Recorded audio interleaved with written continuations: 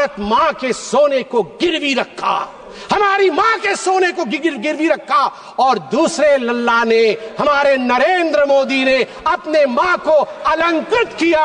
ये होता है फर्क।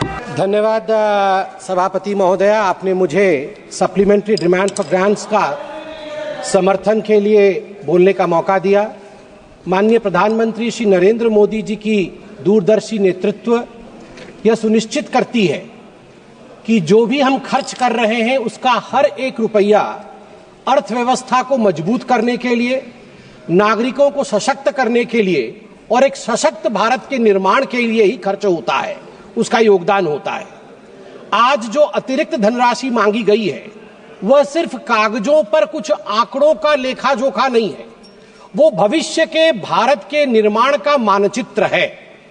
पीएम गति शक्ति हो, पीएम किसान योजना हो, राष्ट्र की सुरक्षा को सशक्त बनाना हो, यह सभी व्यय भारत के प्रगति के लिए अत्यंत आवश्यक है। कुछ विपक्षी दलों ने अभी विषय उठाया, फिस्कल डिसिप्लिन को लेकर। अभी मैं माननीय प्रेमचंद्रन जी को सुन रहा था, वित्तीय अनुशासन को लेकर प्रश्न उठाया। मैं याद दिलाना चाहूंगा, I would like to remind them that there was a period during the rule of the UPA when recklessly they had burdened the economy with unplanned spending, अनियोजित खर्चे and policy paralysis. In contrast, in our government, our term, under Modi ji, every rupee that flies out of the coffer of the exchequer is under the guidance, under the radar of ATC. ATC meaning not air traffic control, ATC meaning A for accountability, T for transparency and C for clear vision of development. During the UPA regime, सभापति महोदया, 2004 से 2014 के दौरान आपको जान के आश्चर्य होगा, 94,060 करोड़ रुपए की बजट राशि, जो कि लगभग 14 विभाग, सामाजिक विभाग और ग्रामीण विकास मंत्रालयों से संबंधित थी, वह खर्च नहीं हो पाई थी 10 वर्षों में। यह बजट का लगभग 6.4% हिस्सा उस समय खर्च नहीं कर पाई थी यूपीए की सरकार। मैं कृषि क्षेत्र का उदाहरण एक देता हूं। 2013-14 में कृषि का बजट यूपीए के समय में 27,663 करोड़ था। अब वह 5 गुना बढ़ करके 1,37,756 करोड़ हुआ है। फर्टिलाइजर की जो उर्वरक की जो सब्सिडी है वह भी 5 गुना बढ़ा है। अभी हाल फिलहाल में बिहार के भागलपुर से 19वां प्रधानमंत्री किसान सम्मान निधि में लगभग 10 करोड़ किसानों के लिए 22,000 करोड़ रुपए प्रधानमंत्री जी ने रिलीज किया। मैं याद दिलाना चाहूंगा कि एक उस समय की कहानी थी जिस समय कर्ज माफी की बात कांग्रेस पार्टी करती थी। एक मंत्री थे, उनके ट्रेजरी बेंच में उस समय बैठते थे, मैं उनका नाम नहीं लूंगा, बहुत बड़े मंत्री थे। उन्होंने आईटी एग्जेम्पशन के लिए, इनकम टैक्स एग्जेम्पशन के लिए, मैं कृषक हूं और मैं कृषि से भी अर्न करता हूं, 7 करोड़ रुपए का गोभी गमले में उगाया था। गमले में 7 करोड़ रुपए की गोभी उगी थी। सोचिए कैसे 7 करोड़ रुपए की गोभी उग सकती है गमले में, ये मुझे नहीं पता है।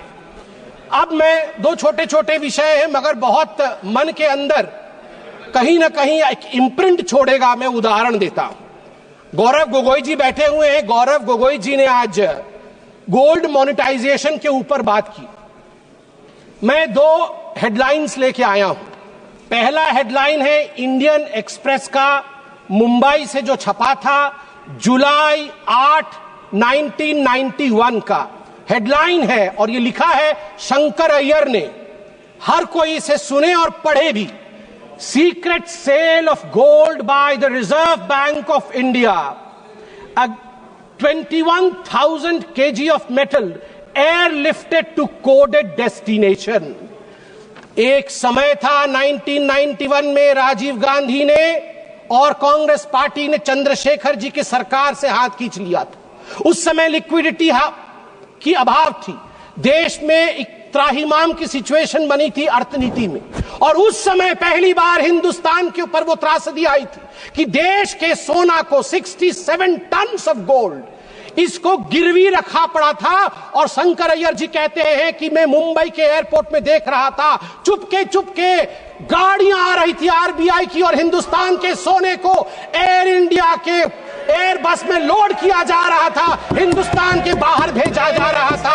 आप सोच के देखिए। और दूसरा हेडलाइन सभापति महोदया में पढ़ना चाहूंगा 31 मई 2024 का, RBI brings back home 100 tons of gold from United kingdom.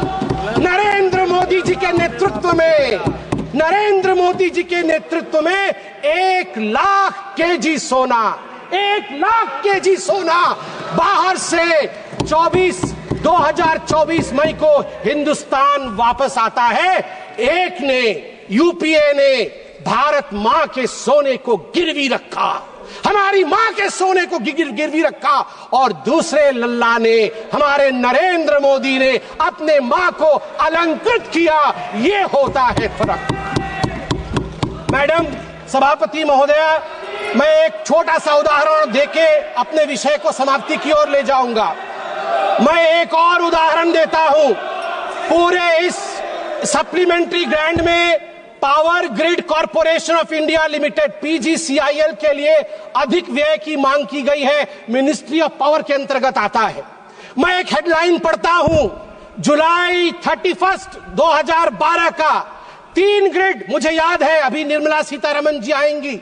Nirmala Sitharaman जी उस समय प्रवक्ता थी, पार्टी की, बैठी हुई थी एक चैनल के डिबेट में। अचानक अंधकार हो गया, डिबेट बीच में बंद हो गया और 22 राज्य में अंधकार हो गए थे, क्योंकि 30 और 31 जुलाई 2012 को नॉर्दर्न ग्रिड, ईस्टर्न ग्रिड और नॉर्थ ईस्ट ग्रिड, तीनों ग्रिड फेल हो गए। 700 million people were plunged into darkness. 9% of the world population were plunged into darkness. TMC के लोग बैठे नहीं हैं। 200 मजदूर एक माइन के अंदर बंद हो गए। न जाने कितने लोगों ने जो वेंटिलेटर पे थे, उनकी जान उनको गंवानी पड़ी थी। और आज दूसरा हेडलाइन में पढ़ता हूं टाइम्स ऑफ इंडिया का, जून 3, 2024, India's come a long way since 2012. Outage, world's largest, even 250 gigawatt isn't a problem for India now. मई 30, 2024 को अचानक भारत की जो पावर की रिक्वायरमेंट थी, वो सारी रिकॉर्ड तोड़ देती है। 250 गीगावाट हो जाता है भारत की पावर की आवश्यकता, मगर हमारा ग्रिड टूटता नहीं है, फेल नहीं होता है। World's largest unified power grid, ये हमारे नरेंद्र मोदी जी ने देश को बना करके दिया है, इसलिए मैं इसका समर्थन करता हूं। अंत में, आज मणिपुर के विषय में बहुत कुछ बोला गया है। मैं बहुत दुख के साथ कहना पड़ता है मुझे कि यहां कहीं ना कहीं जहां एक एकता दिखना चाहिए, उस एकता की कमी है। मैं कुछ आंकड़े रखना चाहूंगा और ऑपोजिशन के हमारे सदस्य, उनका अधिकार है कि वो इन आंकड़ों को मांगे और जाने भी, क्योंकि ये देश हम सबका है। इंटरनली डिस्प्लेस्ड पीपल, आईडीपी जिसको कहा जाता है, उनके लिए यहां प्रश्न उठना भी चाहिए। उनके लिए क्या किया गया? In response, the government has implemented a series of measures aimed at providing immediate relief, long-term rehabilitation, and economic stability for the internally displaced persons, IDPs. These initiatives are housing assistance first, prefabricated housing for 3,000 families to provide immediate shelter, 2,660 houses completed, 2,520 houses occupied, 340 houses will be completed by the end of the month. Financial aid of 1,000 rupees has been provided on 5 separate occasions, amounting to a total of 30 crore. An additional 27 crore has been released to support the housing reconstruction efforts in Manipur for those who are internally displaced. Relief camp operations have been sustained with an allocation of rupees 280 crore, ensuring essential services such as food and health care for affected families. A compensatory package of rupees 32 crore has been provided to farmers for those who suffered agricultural losses due to the conflict. माननीय सभापति महोदय, educational support के बारे में भी माननीय सदस्यों ने बात की.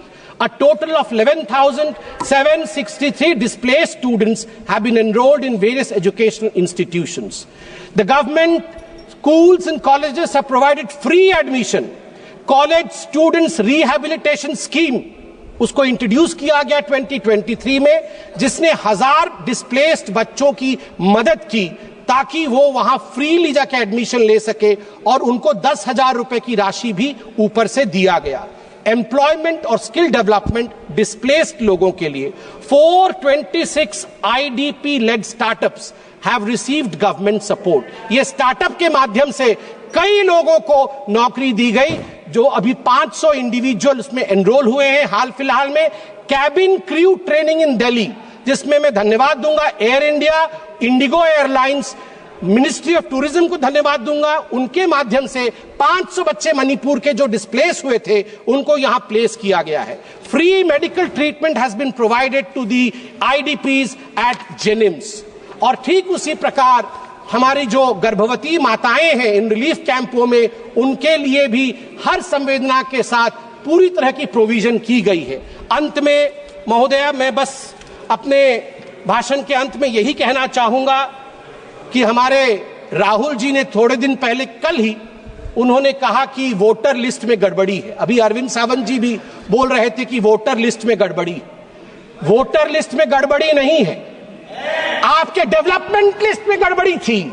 आपके डेवलपमेंट लिस्ट में गड़बड़ी थी, वोटर लिस्ट में गड़बड़ी नहीं है. अभी हमने बताया आपको, अगर वैसा डेवलपमेंट आपने किया होता तो आज आप वहां नहीं बैठे होते. दूसरी बात, ये कांग्रेस पार्टी कहती है कि रोहित शर्मा अनफिट है. रोहित शर्मा अनफिट नहीं है, राहुल गांधी अनफिट है. और मैं बता दूं, नरेंद्र मोदी जी के कप्तानी में ही आप देखिएगा भारत विश्व का चैंपियनशिप ट्रॉफी जीतेगी. भारत माता की जय. जय जगन्नाथ.